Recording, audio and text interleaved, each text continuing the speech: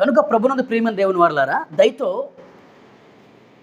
ఈ రాత్రి పేరల్ల ప్రేమ్ కుమార్ యొక్క మరణము లేదా ఆ మరణము గురించిన ఈరోజు వార్త సందర్భంగా ఈ అంశాన్ని పేరల్ల అమ్మ పేరు ప్రసన్న కుమార్ గారికి ఈ యొక్క అంశాన్ని లేదా ఈ యొక్క సబ్జెక్టు లేదా ఈ వాక్యాన్ని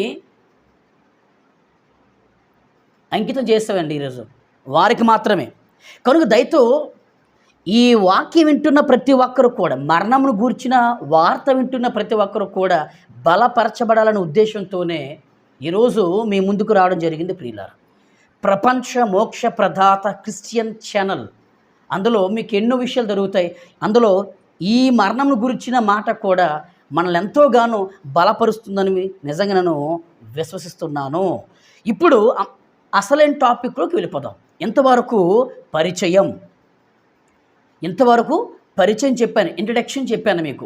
ఇప్పుడు మరి క్రైస్తవుడు ఉన్నవాడు మరణాన్ని ఎలా చూడాలి? బాధగా చూడాలా, దుఃఖముగా చూడాలా, లేకపోతే మనశ్శాంతి లేనిదిగా చూడాలా, లేకపోతే కోపముగా చూడాలా? ఎలా చూడాలి? ఎలా చూడమంటుంది బైబుల్? అని ఆలోచిస్తే ప్రియులారా, యోబు గ్రంథము చూడండి. యోబు గ్రంథము 1వ అధ్యాయము దయతో చూడండి. యోబు గ్రంథము 1వ అధ్యాయము 18 నుండి చదవండి.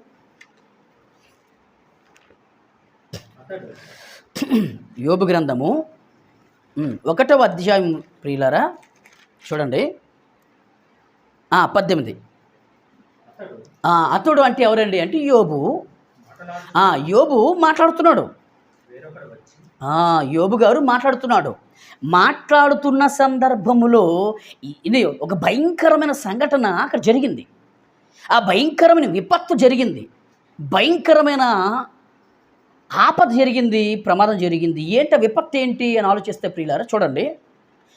యోబు గారు మాట్లాడుతున్న ఈ సందర్భములో ఒక పనివాడు పరిగెత్తి వచ్చి, నీ కుమారులు నీ కుమార్తెలను తమ అన్నయ్య ఇంట, అందరూ కలిసి అన్నయ్యలు చెల్లెమ్మలు, యోబు గర్భములు పుట్టిన వాళ్ళు వీళ్ళందరూ 7 మొత్తం. ఏంటంటే ఆలోచించాను, ఎంతమంది పిల్లలు టోటల్? మొత్తం 7. అవునా, 7 కుమారులు, 3 కుమార్తెలు, మొత్తం ఎంతమంది? 10 మంది పిల్లలు ఒక కుటుంబముగా చక్కగా ఒక దగ్గర భోజనం చేస్తున్నారు. Very good. అది లంచో డిన్నరో అది అంటే బ్రేక్ఫాస్టో, దాని గురించి మనకి బైబిల్ రాయబడలేదు, కానీ భోజనం మాత్రం చేస్తున్నారు అని బైబిల్ సెలవిచ్చింది. Very good. చూడండి, భోజనం చేయుచుండగా చూడండి, ద్రాక్షరసము పానము త్రాగుతుండగా గొప్ప సుడిగాలి, చూసుకోండి జాగ్రత్తగా, గొప్ప సుడిగాలి అరణ్య మార్గముగా వచ్చి యోబు గారు పిల్లలు భోజనం చేస్తున్న ఆ ఇంటి 4 మూలల, ఆ ఇంటి 4 మూలల కొట్టగా అది యోబు గారి పిల్లల మీద ఆ సుడిగాలి పడినందున వారు ఏమైపోయారండి? చనిపోయారు. ఏ ఇంటి మీద కూర్చుంటున్నారో ఆ ఇంటి మీదకి భయంకరమైన గాలి రాగానే ఆ ఇల్లంతా ఏమైపోయింది తెలుసా? వారి మీద పడిపోయింది. బలంగా పడిపోయేసరికి మొత్తం ఎంతమంది పిల్లలు? 10 మంది పిల్లలు అలాగా చనిపోయారండి. బాగా ఏంటంటే క్రైస్తవుడు మరణాన్ని ఎలా చూడాలో ఇక్కడ మనకి దేవుడు బయలుపరచుడు. జాగ్రత్త చూడండి. అందుకే ఎప్పుడైతే 10 మంది పిల్లలు, యోబు గారి పిల్లలు చనిపోయారో, చనిపోయిన తర్వాత ఏం జరిగింది చూడండి బైబుల్.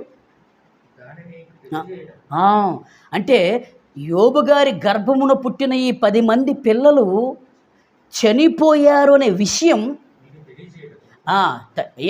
యోబు గారు మీకు తెలియచేయడానికి నేనొక్కడిని మాత్రమే తప్పించుకొని వచ్చాను అని యోబు గారితో ఒక వ్యక్తి చెప్పగానే ప్రియులారా, అదే మనమైతే ఏడ్చేసి ఈ తల తీసుకొచ్చి నేలకి గుద్దేసి దేవుణ్ణి దూషించేసి దేవుణ్ణి తిట్టేసి, అవునా, దేవుని భయంకరంగా అపండాల వేసేసి దేవుడి మీద బూతులు తిట్టేసి, అవునా, దేవుని ఎలాగలా కాకుండా ఎడా పెడ దేవుని మనసును బాధ పెట్టే విధంగా కంపల్సరీగా మనం ఆ క్షణంలో బిహేవ్ చేస్తాం, ప్రవర్తిస్తాం కన్ఫామ్. కానీ జాగ్రత్త చూడండి ప్రియులారా, ఒక క్రైస్తవుడైన వాడు మరణాన్ని, ఈ రోజుల్లో ఒక క్రైస్తవుడైన వాడు మరణాన్ని ఎలా చూడాలో క్రీస్తుకు పూర్వకాలంలో యోబు గారి జీవితంలో ఆయన మరణాన్ని ఎలా చూశాడో యోబు గ్రంథంలో రాయబడింది. మీరు కూడా నేను కూడా అలానే చూడాలి. చూడండి, అప్పుడు యోబు లేచి ఏం చేశాడు తెలుసా? ముందు ఏం చేశాడండి? భుజం మీద ఉన్న తన పై వస్త్రం, మన భాషలో ఒక టవల్ లేదా పై వస్త్రం తీసి చింపుకొని తల వెంట్రుకలు గుండు చేసుకొని నేల మీద సాష్టాంగపడి, పాయింట్ క్యాచ్ చేయాలండి. ఎప్పుడైతే తన పిల్లలు చనిపోయారనే వార్త వినగానే యోబు గారు మనలాగా టెన్షన్ ఎక్కిపోలేదు, కంగారు పడిపోలేదు, దేవుణ్ణి అవమానపరచలేదు, దేవుణ్ణి దూషించలేదు, దేవుణ్ణి తక్కువ చేయలేదు, దేవుని అవమానపరచలేదు. ఏం చేశాడంటే చనిపోయినప్పుడు జరిగిన కార్యాలు, ఏం కార్యం చేయాలో అదే చేశాడు యోబు. మీరు గమనించండి, ఇప్పటికి కూడా చూడండి, చనిపోయినప్పుడు ఏం చేస్తారో తెలుసా? ఎక్కువ మంది ఆ ఇంట్లో ఉన్నవారు గుండ్లు చేసుకుంటారు. అది ఆనవాయితీ, ఆచారం. అలాగే యేసుక్రీస్తు వారు ఈ లోకానికి రాకముందు కొన్ని వందల సంవత్సరాల క్రితం జరిగిన యథార్థమైన సంఘటన, యథార్థమైన గాథ బైబిల్లో మనకు రాయించాడు దేవుడు. యోబు గారు తన పిల్లలు మరణించారనే విషయం తెలియగానే యోబు గారు భుజం మీద ఉన్న వస్త్రాన్ని తీసేశాడు. ఏం చేశాడు తెలుసా? తల వెంట్రుకలు గుండు చేసుకున్నాడు. మూడోది ఏం జరిగిందంటే సాష్టాంగ నమస్కారం చేశాడు. సాష్టాంగ నమస్కారం చేసిన తర్వాత ఏమంటున్నాడు యోబు చూడండి. నేను, పాయింట్ క్యాచ్ చేయండి ప్రియులారా, నేను నా తల్లి గర్భములో నుండి దిగంబరినై వచ్చితిని. మళ్ళీ దిగంబరినై, మరణమనే పేరుతో చనిపోతే దిగంబరినై మళ్ళీ అక్కడికి అంటే ఎక్కడికి సమాధి గోతుకే తిరిగి వెళ్ళెదును. పరలోకమందున్న దేవుడు యెహోవా ఆస్తినిచ్చాడు, యెహోవా అంతస్తునిచ్చాడు, దేవుడు పేరునిచ్చాడు, దేవుడు ప్రఖ్యాతనిచ్చాడు, దేవుడు ఘనతనిచ్చాడు, దేవుడు మెప్పునిచ్చాడు, దేవుడు ఆయుష్నిచ్చాడు, దేవుడు జ్ఞానాన్నిచ్చాడు, దేవుడు కుటుంబాన్ని ఇచ్చాడు, దేవుడు పిల్లలని ఇచ్చాడు. దేవుడే తీసుకొనెను. ప్రపంచములో నేటికి ఆ మాట 10% 0.5% మాత్రమే అంటారు తప్ప 9.5% ఈ మాటలు మన క్రైస్తవ నోటులో రావు. నిజమే. మళ్ళీ చదవండి పదం. నేను నా తల్లి గర్భములో నుండి, అంతే కదండి. రాజుల వస్త్రాలు వేసుకుని వచ్చారా పుట్టినప్పుడు ఎవరన్నా? లేదా ఒంటి మీద బంగారంతో నగలతో వజ్ర వైఢూర్యాలతో పుట్టారా? విశ్వ ప్రపంచంలో ఈ 6 నేల మీద తూర్పు, పడమర, దక్షిణ, ఉత్తర ఈ 4 దిక్కుల భూభాగంలో కాశ్మీర్ నుండి కన్యాకుమారి వరకు, అమెరికా నుండి అలస్కా వరకు ప్రియులారా, ఎటువంటి మానవుడు పుట్టినా ఆయన ఎంత ఘనుడైనా, ఎంత ఘనహీనుడైనా, ఎంత ధనవంతుడైనా, ఎంత బీదవాడైనా తన తల్లి గర్భములో దిగంబరిగానే పుడతాడని యోబు చెప్పేశాడండి. యోబు చెప్పేశాడు. కనుక నా తల్లి గర్భంలో నుండి నేను దిగంబరిగా పుట్టి తిని మరణము అనే పేరుతో మరలా నేను దిగంబరిగానే పోవాలి. యోబు అంటున్నాడు, యెహోవా ఇచ్చేను, యెహోవా తీసుకొనెను. యెహోవా నామమునకే స్తుతి, అండర్లైన్ ప్లీజ్, స్తుతి కలుగుగాక అన్నాడంతే. స్తుతి కలుగును గాక అంటే యోబు గారు ప్రభునందు ప్రియమైన దేవుని వారలారా, యోబు కుటుంబంలో లేదా యోబు గారి కుటుంబంలో ఒకరు చనిపోలేదండి. బాగా వినడానికి జాగ్రత్తగా, ఒకరు చనిపోతేనే మనసు ఎంతో విలలాడేస్తుంటుంది. టెన్షన్ గురైపోతాం, మానసిక ఒత్తిడికి గురైపోతాం. అవునా? చెప్పండి, అవునా? మెంటల్గా మనం ఇబ్బంది పడిపోతాం. ఏం చేయాలో తెలియదు, బోరు నేడుస్తాం, గుండెలు బాదుకుంటాం. కానీ యోబు గర్భములో పుట్టిన 10 మంది పిల్లలు ఏమైపోయారండి? ఒకేసారి అండి. పోనీ ఒకరు ఒకరోజు కాదండి, 10 మంది ఒకేసారి, ఒక్క క్షణములోనే, ఒక్క గడియలోనే, ఒక్క దినములోనే 10 మంది పిల్లలు చనిపోయారనే వార్త యోబు గారు అంటే కన్న తండ్రి చెవులో పడగానే గుండె ఆగి చచ్చిపోవాలి. కానీ ప్రియులారా, ఆ వార్త విన్నగానే యోబు అంటున్నాడు, దేవుడే ఇచ్చాడండి నా పిల్లలని తిరిగి, నా పిల్లలని దేవుడే తీసుకెళ్ళిపోయాడు. దేవుని యొక్క నామమునకు స్తుతి కలుగునుగాక. అంటే ఇక్కడ మనం పరిశీలన చేసి మరణాన్ని యోబు గారు ఎలా ఆలోచించాడు, ఎలా చూశాడండి అంటే దేవుని యొక్క ఉన్నతమైన నామానికి స్తుతి కలుగుగాక అన్నట్టుగా చూశాడు మరణాన్ని. అది మ్యాటర్.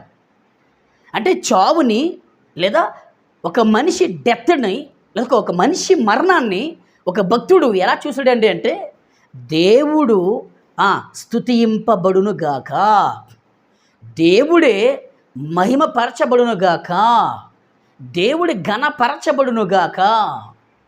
అంటే యోబు గారు తన పిల్లల మరణాన్ని ఎలా చూశాడండి అంటే స్తుతి కలుగుగాక అన్నట్టు చూశాడు సింపుల్గా.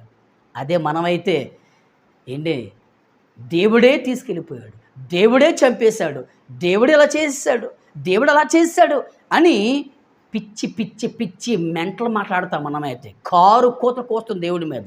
కానీ మన అన్నయ్య యోబు గారు మాత్రం దేవుణ్ణి ఒక్క మాట కూడా, పళ్ళెత్తు మాట కూడా అన్నదండి యోబు గారు దేవుణ్ణి.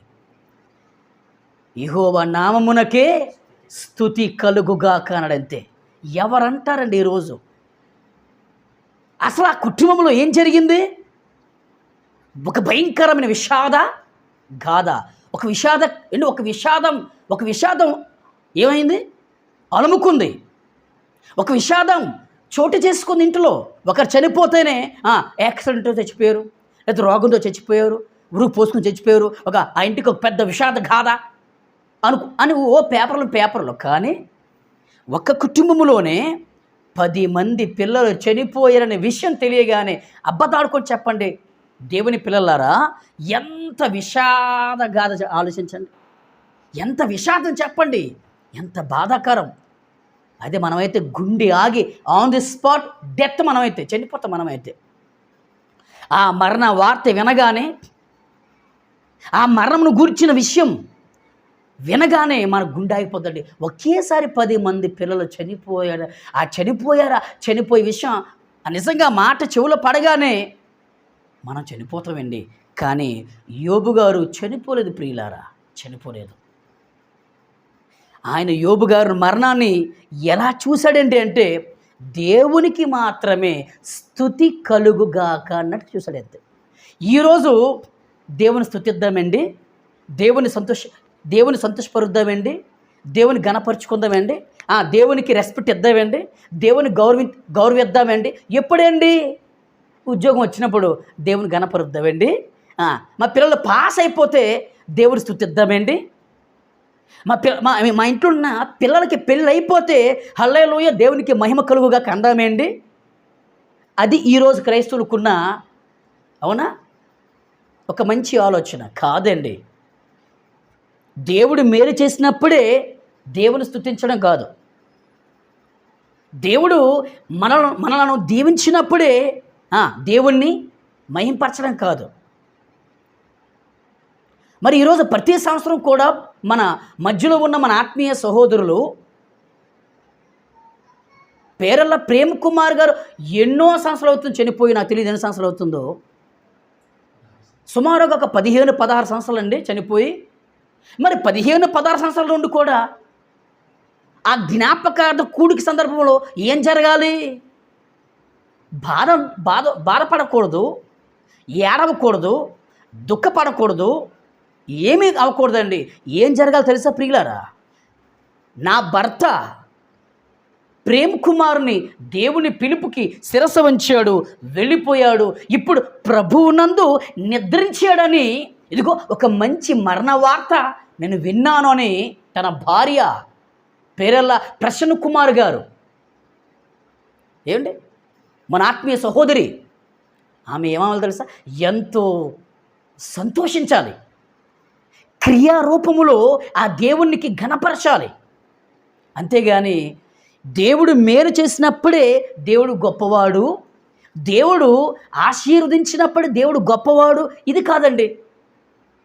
అయితే యోబు గారు మరి ఎప్పుడు దేవుణ్ణి ఘనపరిచాడు అంటే, భయంకరమైన విషాదం ఇంటిలో కుటుంబములో అలుముకున్నప్పుడు, విషాదం చోటు చేసుకున్నప్పుడు యోబు నోటంటే ఏమొచ్చిందంటే, నా దేవుడు స్తుతింపబడును గాక అన్నాడంతే.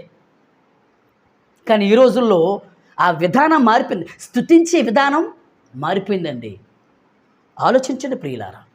అంటే దేవుడు ఏదో మేలు చేస్తేనే ఈరోజు తండ్రి మీకు మహిమ కలుగును గాక, అయ్యా మీకు వందనాలు, మీకు ప్రైజ్ ది లార్డ్, మీకు గుడ్ మార్నింగ్ అంటారు చాలామంది. కాదు, మన జీవితంలో కీడు జరిగినా, మన జీవితంలో మన భక్తి జీవితంలో కీడు వచ్చినా, ఆపద వచ్చినా, రోగం వచ్చినా, శోధన వచ్చినా, శ్రమలు వచ్చినా, భయంకరమైన నిందలు వచ్చినప్పుడు కూడా ఆ సందర్భములో మనం చేయవలసిన ఒక మంచి పని ఏంటండి అంటే, దేవునిని స్తుతించాలి. మన కుటుంబంలో ఒకవేళ ఎవరైనా అర్ధాంతరంగా చనిపోతే, ఆ చనిపోయే ఆ మరణాన్ని బట్టి, ఆ డెత్ను బట్టి, ఆ చావును బట్టి మనం ఎలా చూడాలి తెలుసా? మరణాన్ని దేవుని స్తుతించే విధంగా ఆ మరణాన్ని మనం చూడాలి. ఇప్పుడు ఎందుకు ఆ మరణాన్ని మనం దేవుని స్తుతించే విధంగా ఎందుకు చూడాలంటే, మనకు బెస్ట్ ఎగ్జాంపుల్ ఎవరంటే ఇదిగో యోబు గారేనండి. కనుక ప్రభునందు ప్రియమైన దేవుని వారలారా, మరి మన ఆత్మీయ సహోదరులు పేరల్ల ప్రేమ్ కుమార్ గారు చనిపోయి సుమారుగా 15-16 సంవత్సరాలు అవుతున్నప్పుడు, మరి మన మరణ పర్యంతం వరకు కూడా ఆయన మరణాన్ని మనం ఎలా చూడాలి తెలుసా? ఎలా చూడాలి? దేవుణ్ణి స్తుతించే విధంగా చూడాలి, దేవుని పొగిడే విధంగా చూడాలి. అయ్యా నా భర్తను మీరిచ్చారు, అయ్యా నా నాకు తండ్రిని మీరే ఇచ్చారు, చివరికి నాకు నా తండ్రిని మీరే దూరం చేశారు, అందును బట్టి నిజంగా శిరస్సు వంచి మీకు కృతజ్ఞతలు, ఓట్ ఆఫ్ థ్యాంక్స్ చెప్తున్నామయ్యా అనాలి. ఎవరు అనాలి? ఆ పేరల్ల ప్రేమ్ కుమార్ యొక్క భార్యామణి అనాలి. ఆమె మొదటి కుమార్తె ఏం పేరండి? మొదటి కుమార్తె అదే ఫస్ట్ ఏం పేరు? కవితమ్మ గారు అనాలి. రెండవ కుమారుడు సాత్విక్ కుమార్ లేదా మోహన్ కుమార్ అనాలి. ఏమని? నాకు తండ్రిని మీరిచ్చారయ్యా, చివరికి మాకు తండ్రిని దూరం చేసింది మీరే, కనుక మీకు మహిమ కలుగుగా కనాలి. మా మరణ పర్యంతం వరకు మిమ్మల్ని స్తుతిస్తూనే ఉండాలి, మిమ్మల్ని ఘనపరుస్తూనే ఉండాలి. ఎందుకంటే ఈరోజు మా నాన్న చనిపోయారు, రేపు అదే మరణం మాకు కూడా రావచ్చు. మరి మా గర్భమును పుట్టిన పిల్లలు కూడా ఇప్పుడు మా నాన్నగారిని, మా భర్త గారిని ఎలాగైతే మేము మరి ఆ మరణాన్ని దేవుణ్ణి స్తుతించే విధంగా చూస్తున్నామో, దేవుణ్ణి ఘనపరిచే విధంగా ఆ మరణాన్ని, ఆ డెత్ డేని చూస్తున్నామో, మరి మా గర్భమును పుట్టిన పిల్లలు కూడా మా మరణాన్ని దేవుని అవమానపరిచే విధంగా చూడకుండా దేవుణ్ణి గొప్ప చేసే విధంగా చూడాలి, దేవుణ్ణి స్తుతించే విధంగా చూడాలి, దేవుని ఘనపరిచే విధంగా చూడాలి అని ఇప్పుడు ఈ కుటుంబము అనుకోవాలి.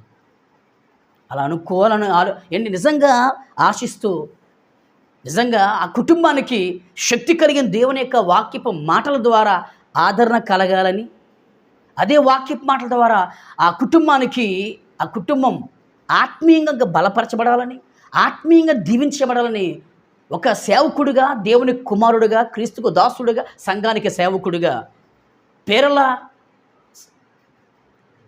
ఆ, మోహన్ కుమార్ యొక్క ఆత్మీయ సేవకుడుగా నేను కోరుకుంటూ ఈ మాటలు నేను ముగిస్తున్నాను. ఓకే, ప్రార్థన